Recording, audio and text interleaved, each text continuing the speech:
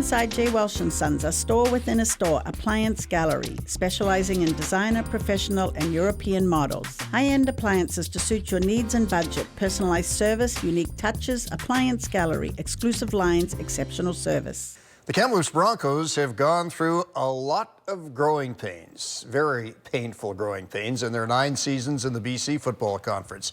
No team has given them as much trouble as the Vancouver Island Raiders. The Broncos were winless in 12 franchise meetings with Vancouver Island.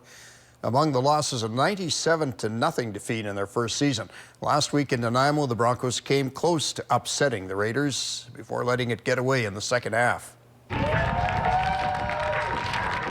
This weekend on home turf at Hillside, the Broncos had a chance for payback against the Raiders in the second half of a home-and-home series.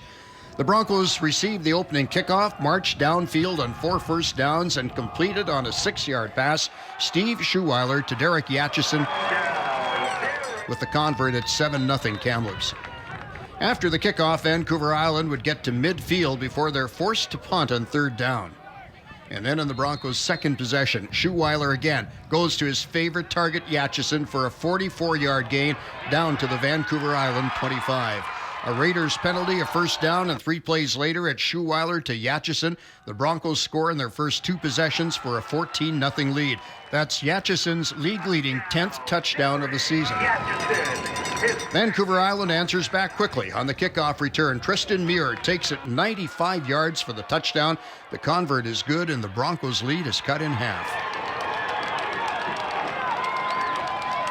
But the Broncos go back up by 14 on their first possession in the second quarter. On a 2nd and 25, Jacob Palmerine takes it to the end zone. It's now 21-7 Broncos. A field goal made it 24-7. The Broncos defense doing a good job in holding the Raiders outside the red zone, putting pressure on quarterback Liam O'Brien. The Broncos with a 24-7 lead going into the half. The Broncos would increase that lead in the third quarter. Jacob Palmerine with his 2nd touchdown of the night and 9th of the season. Palmerine would go on to set a franchise record with 260 yards rushing. Last week in Nanaimo, the Raiders trailed at the half and rallied to win. Could they do it again? 4 first downs and a Broncos penalty takes it down to the 1-yard line. Liam O'Brien takes it over and goes in for the touchdown.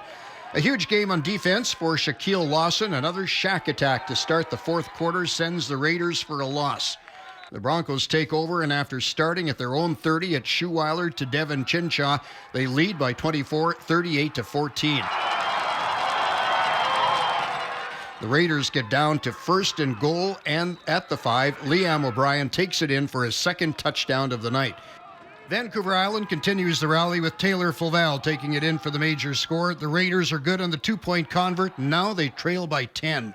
But the clock will go against them. With only seconds left and knowing there isn't enough time to make up the 10-point deficit, the Raiders go for the field goal instead of the touchdown. Those last 3 points at the end of the game are huge. Now we have the tiebreak over Kamloops. So if it gets down for a home playoff situation, we're on top of it. It might not seem like much. I'm sure people were wondering why I was so happy we scored a field goal and we lost. But for home field, it's a big difference. And the fact that we battled is very encouraging. As time runs out, the Broncos win by 7. 39-32 is the final for their first ever win in 13 franchise games against Vancouver Island. And at 3-2, they move into a second-place tie with the Raiders and the Langley Rams. We're showing now that we can compete with the big boys, and our players are at that level now, and we're expecting to win games now. So, and again, like I said, we won the game, but you know what? It should have been a little bit better. We made a lot of mistakes down the stretch, and you know what?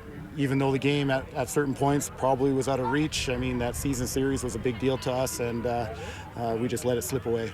It's incredible for us because, we're not really the team that everybody thinks that can play and win games, but we came out as hard as we could and just tried to destroy them and play them every down. So that we could do.